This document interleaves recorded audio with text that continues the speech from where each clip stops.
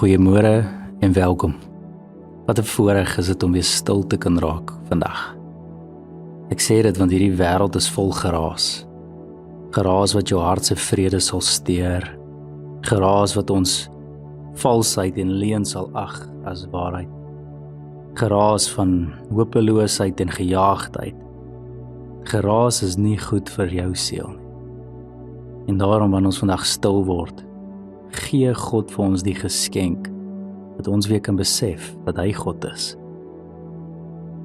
Geraas is baie gevaarlik vir ons, want ons sien selfs in Samson se lewe dat geraas veroorsaak het dat hy nie eens agtergekom het God het hom verlaat nie. En vandag gaan ons spesifiek daaroor bid, dat ons nie so vol geraas sal wees dat ons sal uitmis op 'n verhouding met die Heilige Gees en God in ons nie.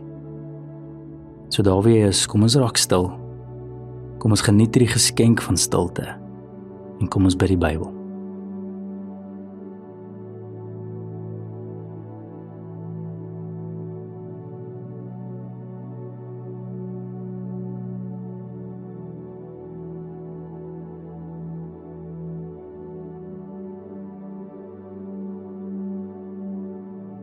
Onse getroue Hemelse Vader, wanneer ons na die boek Rigters kyk, sien ons hoe die volk keer op keer afgedwaal het. Tog is daar nog iets groter en onmisbaarder, en dit is u trou. Daar is 10.000 redes om u te loof en prys. Steeds bly u trou, heel bo aan die lys.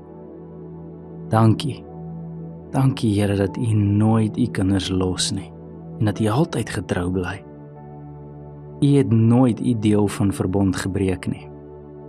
Wanneer hulle vergeet het, het u onthou. Wanneer hulle ontrou was, het u getrou gebly. Wanneer hulle geval het, het u steeds met genade na hulle uitgereik. Prys u naam, Here, want u het nog nooit verander nie. U was getrou gister en u is getrou vandag en u sal nog vir altyd getrou wees. En daarom plaas ons vandag ons vertroue weer in u. U is vertrouenswaardig, Here. Nie in ons eie krag of vermoëns nie, maar in u woord en u leiding. Here, niks is meer werd as die Gees in ons nie. Daarom is dit vir ons skrikwekkend, Here, as ons sien dat Samson nie eens besef het dat u hom verlaat het nie. Here, daarom bid ons nederig en as u kinders, Here, moet asseblief nie u Gees van ons af wegneem. Ons het berou oor ons sondes en ons vra u vergifnis. Sonder u is ons swak, maar in u, Here, vind ons genade, leiding en krag. Dankie dat u Gees ons nog oortuig van sondes en kragtig in ons werk. Dankie dat u werk in ons harte, vir al die, Here, wat u heelhartig soek. Vader, ons gee ons lewens, ons families, ons werke en ons toekoms oor aan u.